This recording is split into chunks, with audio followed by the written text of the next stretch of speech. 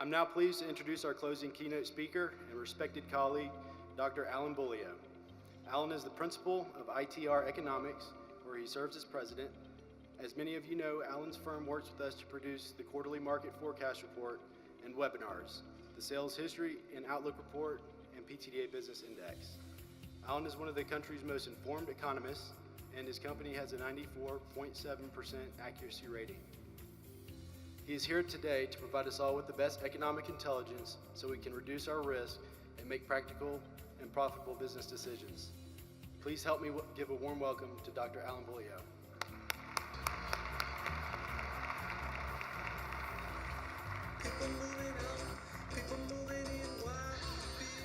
All right, thank you. Everybody in a good mood?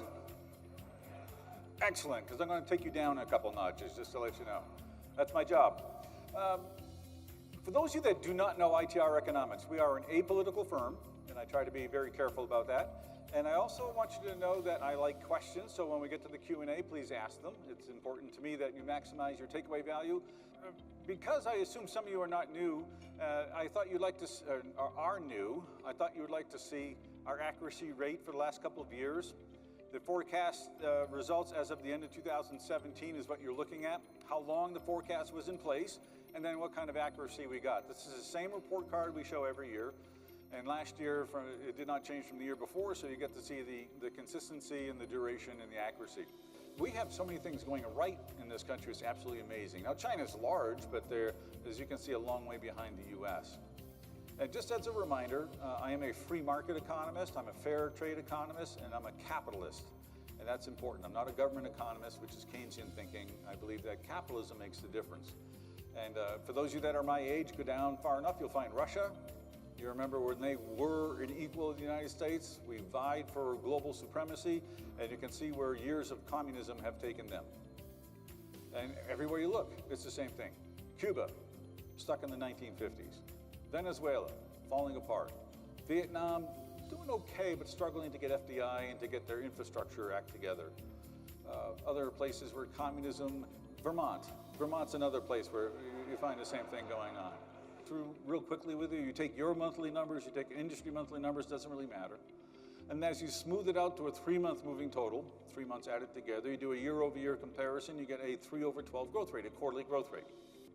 So as you look at these numbers, you can see, hey, my company's growing, but my rate of growth is slowing down.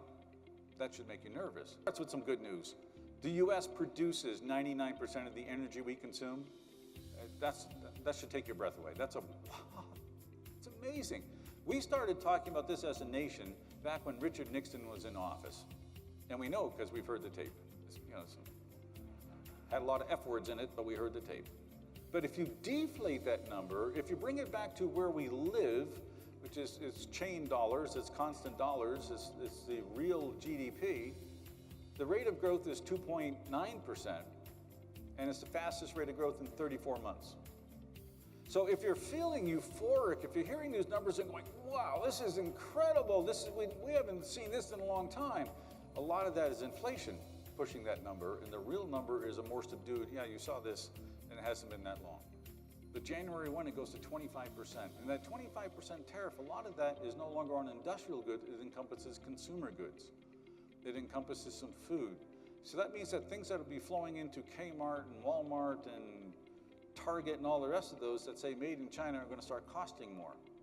Now, a lot of people buy Chinese goods because it's a lower price point. So when the price point goes up, they may switch away from Chinese goods. But the reason why Chinese goods was a lower price point is gone. So people are spending more on something made in Vietnam or something made in China. But the reality is people are spending more. And as people are spending more, that means that Americans who live paycheck to paycheck are going to have to start making harder decisions. The millennials are the answer, not the problem. The millennials are the cure, not the ailment. Millennials save more than we did at their age. Millennials have budgets that they adhere to more than we even thought of at their age. Millennials want a work-life balance. That's not a bad thing, but they work hard and they have lots of ideas and they bring technology. They've grown up in technology. They're certainly very comfortable with it. When we look at interest rates, they are certainly low. You recognize these four people. You've seen them before. That is Paul Volcker on the left, The fellow who looks lost, that's Alan Greenspan. Kind of looks like it's picture day, doesn't he? Kind of got that look going. And then we find Ben Bernanke, and then we find Janet Yellen, an excellent Fed chair. And interest rates in their tenures followed their heights. I just think that's amazing. I never would have expected that. Never would have thought that happened. But it does help me to know that interest rates are going up because Mr. Powell, the new Fed chair, is over 6 feet tall. So you can plan for the softness, watch your cash flow. This is not a crisis situation by any means. There's no great recession. But just watch your expectations and your cash flow. I would suggest you use this time to prepare your business for what's coming afterward. All right, I think I've exhausted all the good news that I have. So thank you all very much. Take care. Thank you. Thank you.